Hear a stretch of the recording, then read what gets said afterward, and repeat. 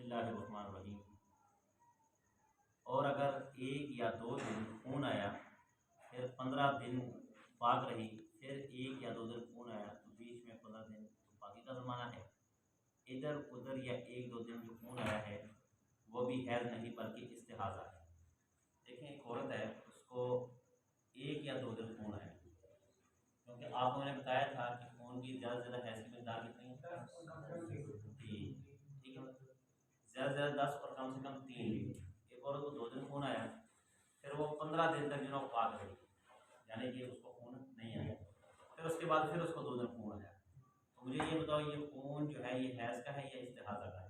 یہ استحاضہ ہے۔ اس کو کیا کہ یہ بیماری کا خون ہے، بیماری۔ تو اس دوران میں روزہ بھی رکھے گی، نماز بھی پڑھے گی۔ ٹھیک ہے، کیا استحاضہ کے لیے؟ نہیں، وہ تو بیماری ہوتی ہے۔ جیسے آپ بھی دیکھیں کہ پورا کٹ کے خون آ گیا تو نہیں کہا سکتا۔ ہاں وہ پاک ہے، اس میں نماز بھی پڑھ سکتے ہیں۔ اگر خامد اپنی بیوی سے ہم بستری کر بستری بھی کر سکتا ہے۔ اگر 1 دن یا کئی دن خون آیا، پھر 15 دن سے کم پاک رہی تو اس کا کچھ اعتبار نہیں۔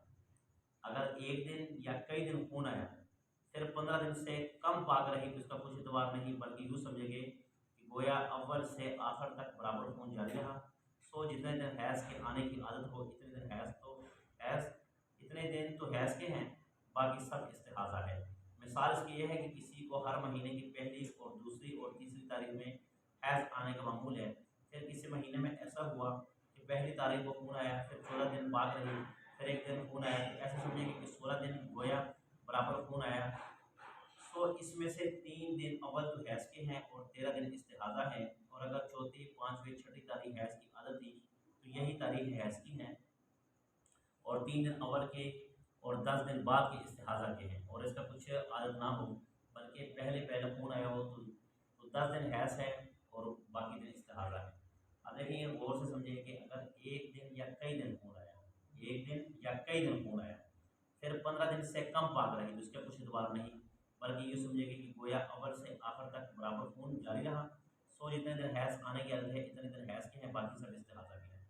1 دن یا کئی دن خون آیا ہو، ٹھیک ہے، 1 دن یا کئی دن خون آیا، اس کے بعد 15 دن سے کم 15 دن سے کم دن پاک رہی ہے، تو کہتے ہیں اس کا کچھ اعتبار نہیں ہے۔ اب اس میں ہم یہ کریں گے کہ عورت کی عادت کے مطابق عورت سے پوچھیں گے کہ پچھلے مہینے سے آپ کو کتنے دن خون آیا، تو وہ کہے گی کہ مجھے 3 دن آیا یا 4 دن آیا، تو اس میں یہ کریں گے کہ 3 دن حیض کے نکالیں گے، باقی جو 14 دن ہیں 14 میں سے 3 نکالو، باقی کتنے رہیں گے؟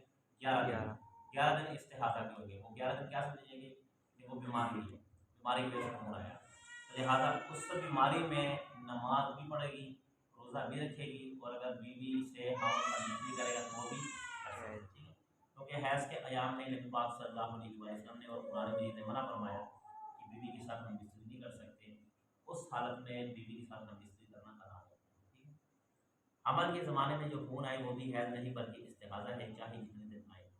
بعض دفعہ ایسے ہوتا ہے، عموماً جو نا یہ ہے کہ جس عورت کو حمل ٹھہر جائے، یعنی کہ پریگنٹ ہو جائے جو عورت جو لڑکی، تو اس کو جو استحاضہ یا خون وغیرہ ہوتا ہے یہ بند ہو جاتا ہے، یعنی کہ حیض جو ہوتا ہے نا، یہ حیض کے ایام، ماہواری کے ایام میسز اس کو نہیں آتے، کیونکہ جب حمل ٹھہر جاتا ہے تو پھر یہ چیزیں بند ہو جاتی ہیں۔ اور بعض دفعہ ایسے ہوتا ہے کہ جس عورت کے پیٹ میں بچہ ہو 6 ماہ کا، 5 ماہ کا، 7 ماہ کا، 9 ماہ کا، تو اس دوران بھی بعض عورتوں کو بھی خون آتا ہے۔ اب یہ جو خون آئے گا نا تو یہ خون حیض کا نہیں ہوگا بلکہ استحاضہ کا ہوگا، کیونکہ ضابطہ یہ ہے کہ جس عورت کو حمل ٹھہر جائے اس عورت کو حیض نہیں آتا، کیونکہ وہ بچے کی خوراک کیا ہوتی ہے؟ وہ حیض کا خون ہوتا ہے، جو خون عورت کا نکلتا ہے نا وہ بچے کی خوراک بن جاتی ہے۔ اس لیے تو کہا گیا کہ انسان کو کس چیز سے بنا گیا؟ گندے کپڑے سے۔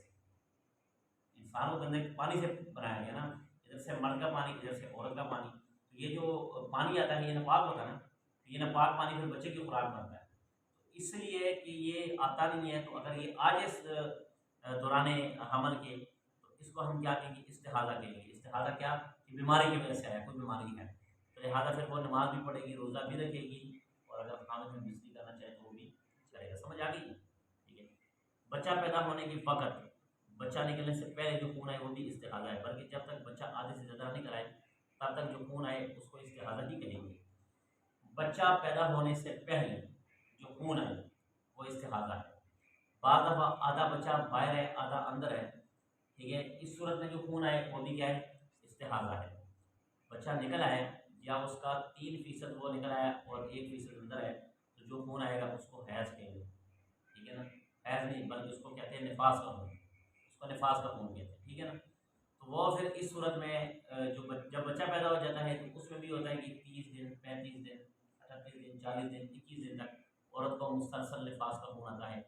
اس نفاس کے خون میں بھی عورت کو نماز معاف ہے، روزہ قضا کرے گی، خامد ہم بستری نہیں کر سکتا ہے۔ سمجھ آ گئی ہے؟ انشاءاللہ بعد میں حیض کے احکام کا بیان